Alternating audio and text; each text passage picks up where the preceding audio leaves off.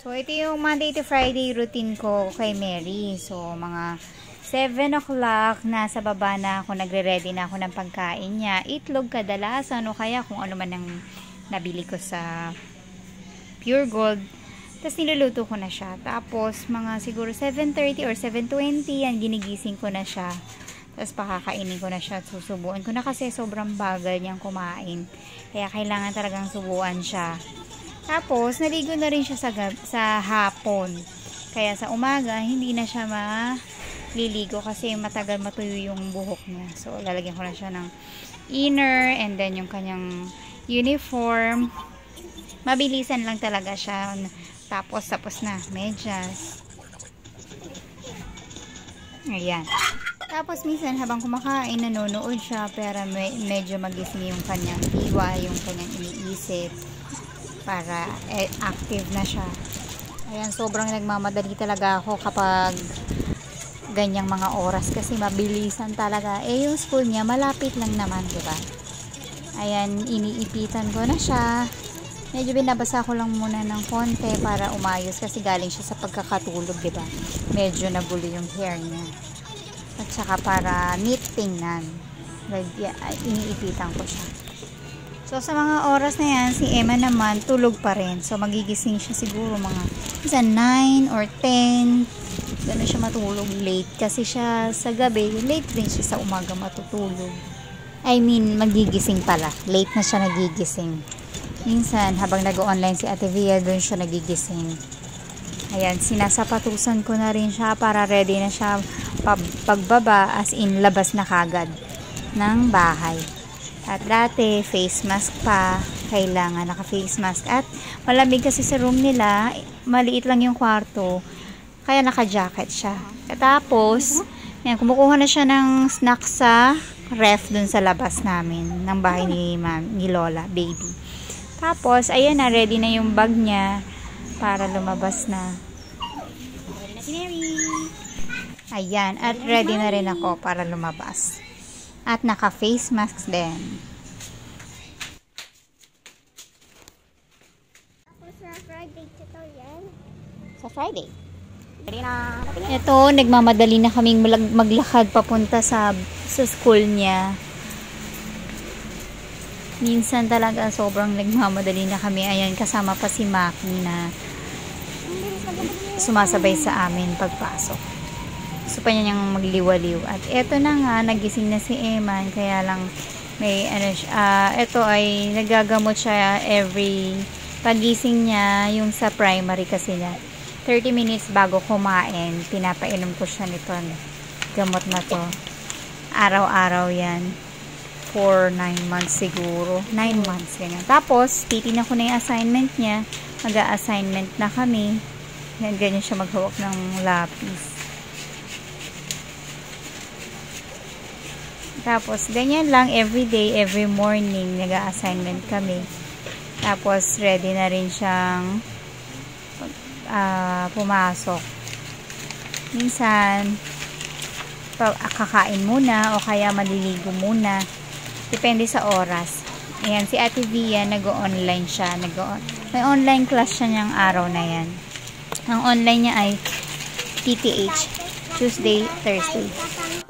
Tapos napunta tayo sa sasakyan lang, hindi sa bus, malayo yun. Mama. Ang kinakain ni Eman dito ay egg. So, ang gusto niyang egg yung medyo may sabaw konti.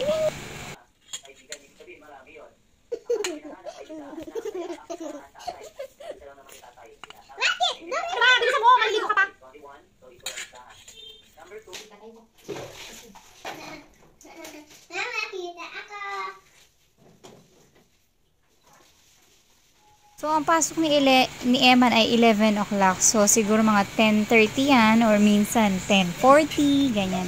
Minsan nagmamadali na. Yung tipong malapit na mag-11 o'clock. Mabilis ang ligo.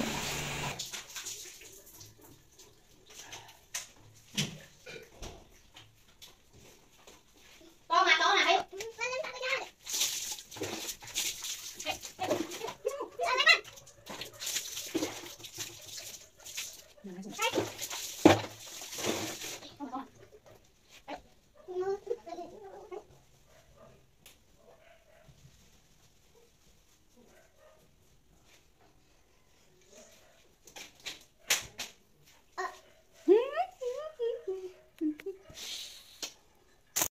ding, ding, ding, ding, ding.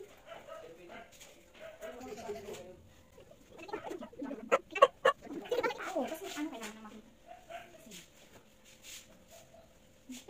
Yan may pamakita. Abo, abo.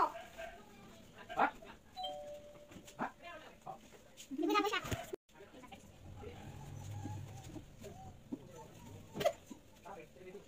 Mama?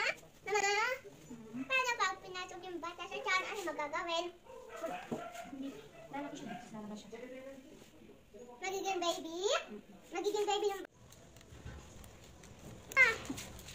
Huwag kasamang jacket. Baunang ko pag may kasamang jacket. Ilalagay ko yung jacket sa loob. Saan loob muna? Sa ilalim. Kung ilamig ka. Dapat dyan lang! May kikuang ko.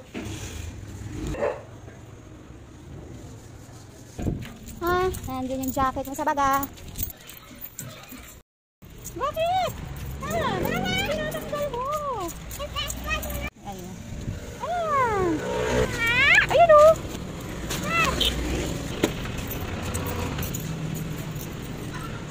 Taas.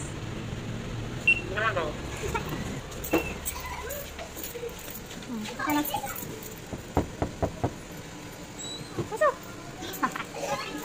Hello, Mary. Oh.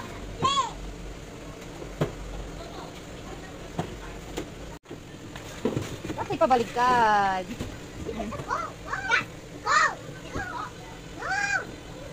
Ano yun?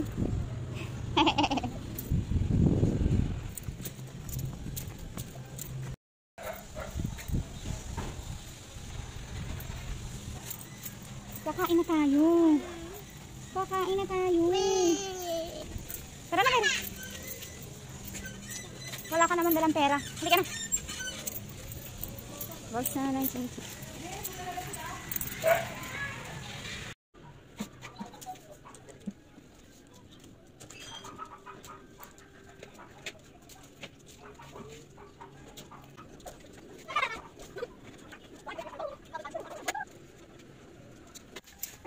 Ano ka ba yung bag mo?